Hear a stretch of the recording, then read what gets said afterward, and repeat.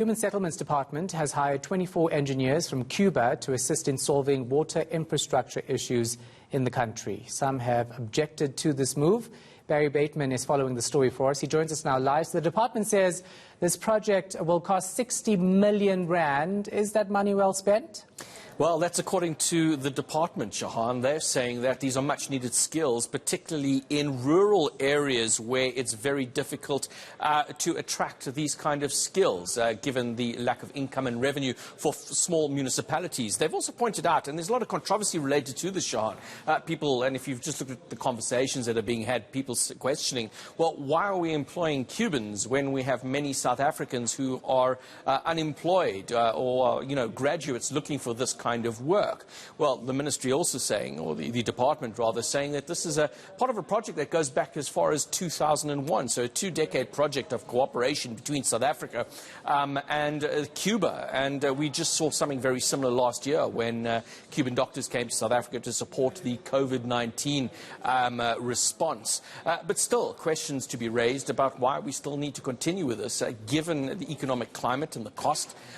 So I've spoken to a couple of people, including the Institute of Civil Engineering in South Africa, and take a listen to this package that I've put together.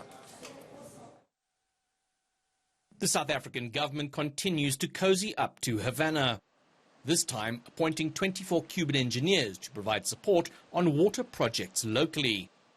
South Africans are not impressed, questioning why the need for the appointment when there are unemployed professionals on home soil. Similar anger was expressed when Cuban doctors were brought in last year to support the COVID-19 response. Cecil Hensley, who's been unemployed for 7 years, believes valuable local skills are being overlooked. While we are also willing and able and competent to be productive in our own country, and we are supposed to look after our own people first, it's just not making sense that we bring in these people from other countries to do work we are able to do. The South African Institution for Civil Engineers has adopted a more measured approach, saying 24 engineers is not a major secondment. Engineering skills is globally mobile, if you look at it. There's depressed economies. Even the UK and the US are also having tough times. They are fortunate enough to have austerity measures, but they exchange engineers on a daily basis. And there doesn't seem to be any controversy there, although they are finding themselves in an economically depressed economy in both countries. The department says the deployment is not to suggest these skills are not available locally, but it's part of an existing program with Cuba dating back to 2001, adding the 60 million rand cost is money well spent.